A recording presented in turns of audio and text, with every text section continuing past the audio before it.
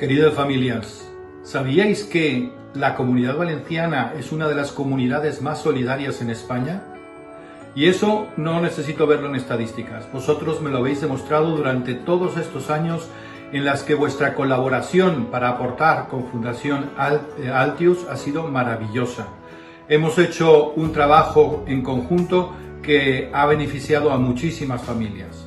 Sabéis también que este tiempo de pandemia ha llevado a que haya más necesidad y por eso Fundación Altius nos ha propuesto una iniciativa más que quiero compartir con vosotros porque sé que también estáis dispuestos a seguir colaborando y compartiendo con vuestra generosidad. Os animo por tanto a sumaros a esta iniciativa.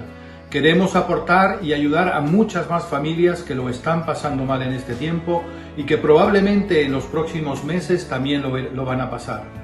Por eso os quiero dar las gracias por adelantado por vuestra generosidad y os quiero decir aquello que seguramente ya estáis viviendo, que más alegría hay en dar que en recibir.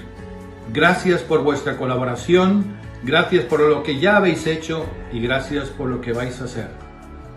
Que Dios os bendiga y que os recompense toda vuestra generosidad. Desde los apostolados de Cumbres School llevamos muchos años desarrollando el proyecto Altius, atendiendo a familias vulnerables y en riesgo de exclusión social, proporcionándoles alimentos y productos de primera necesidad. La actual crisis social provocada por el COVID-19 ha dejado a numerosas familias en una clara situación de desamparo. Por ello queremos multiplicar nuestra ayuda y atender así a más y más familias que lo necesiten.